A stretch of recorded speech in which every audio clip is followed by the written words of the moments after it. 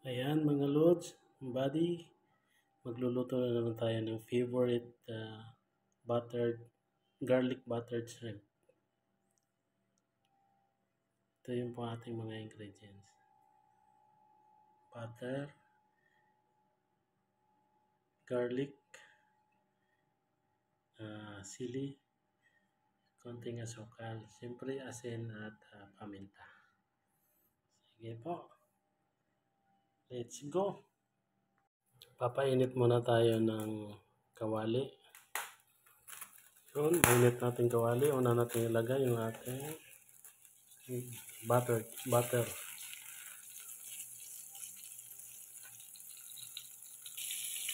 Yun oh, ganda. Sunod natin ilagay yung ating garlic.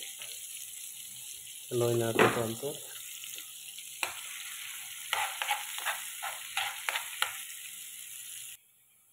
Yun, habang slightly brown na siya, ating lalagay yung ating shrimp.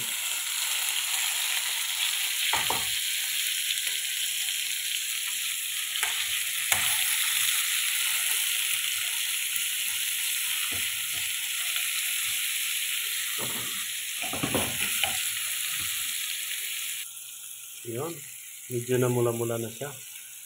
Halo-haloin pa natin. At saka ating takpan. Sa puntong ito, lalagyan na natin ng ating mga ingredients. Yan, yung ating secret recipe ng palasa. Siyempre, asin, konti lang, paminta,